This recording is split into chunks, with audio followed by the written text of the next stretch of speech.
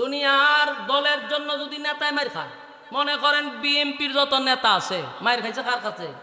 আওয়ামী লীগের কাছে। জনমের বাদাম খাইছে না? আমার কথা কয় না, বাদাম দিছে তো আওয়ামী লীগে ভিড়াইছে। তখন এই যে নেতারে মারলো, এই নেতার এখন প্রমোশন বাড়ছে না কমছে? কারণ বিএনপির যতগুলো নেতায় মার খাইছে দলের কাছে তার প্রমোশন বেড়ে গেছে। তাহলে বোঝা যায় মায়ের খাইলে কি বাড়ে? প্রমোশন বাড়ে। আবার যদি বিএনপির কাছে আওয়ামী লীগের জনমের মতো মার খায়, তখন দেখবেন আবার ক্ষমতায় আসলে ক্ষমতায় আর আমার সম্ভাবনা নাই। ঠিক নেই?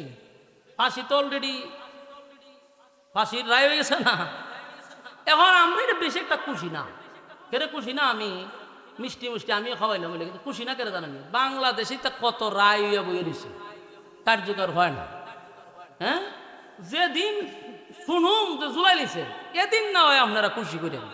বাংলাদেশে এটা একটা ফরমালিটি রক্ষা করতেও পারে, এই জন্য বেশি একটা আনন্দ হওয়ার কিছু নেই। আবার অনেকে ঘোষণা দিতেছে আমরা আইলে সব খালাস করে দিব, আইলে সব শেষ করে দিব। তো দরদি আছে না, এই জন্য তো খুশি হওয়ার কিছু নাই। একটা রায় দিছে, ফরমালিটি রক্ষা করছে। কারণ ওই যে একটা প্রদীপ আছে না, প্রদীপ, হ্যাঁ প্রদীপে চিনেন না? মাইরা লাইছে একজন সেনাবাহিনী, এর ফাঁসির রায় কত বছর আগে, ওখানে হেরে মূর্তির মতো সাজায় তো রাখছে। এটা একটা ফালতুবাজি না আমাদের দেশে? এই বদমাইশগুলি রে বলার দরকার যে তোরা যে ফাইজলামি করস, কত মানুষের প্রাণ নিছে, এটা ধ্বংস করস না করে, এটার ফাঁসি গাছটা ঝুলা, এটা রাখিয়া দিছে। তো পরবর্তী যেগুলো রায় দিব, ওইগুলো ফাঁসি দিব, কতটুকু বিশ্বাস হয় আল্লাহ না জানে। সম্মানিত শুধু এই জন্য অত বেশি আনন্দ হওয়ার আর কিছু নাই। কারণ হেরারও আবার দরদি আছে, কলিজার মানুষ আছে, হেরা আবার এটা খালাস করে নেবে। কথা বলছেন? সমস্যা নাই। তো মূল কথা হইল, যদি নেতা কার দলের জন্য মার খায়, ওই নেতার প্রমোশন বাড়ায়া দেয়, দল বাড়ায়া দেয়। ঠিক নেই? দেখবেন ক্ষমতায় আসলে পরে যে নেতা বেশি মার খাইছে তারা টাকা পয়সা দিয়ে কবে একটা কাজ করো, তুমি বিভিন্ন দেশে একটু ভ্রমণ করে আসো।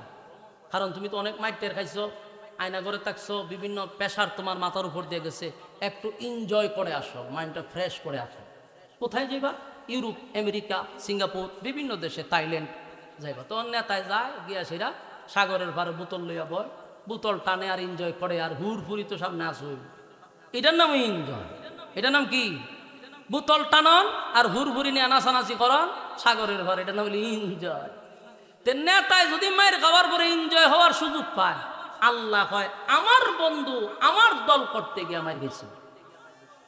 বলুন, আল্লাহ রাসূল খার দল করছে, মায়ের খাইছিনি, গালি শুনছিনি? আল্লাহ কি কয়? দুনিয়ার নেতারা যদি ভ্রমণ করার সুযোগ পায়,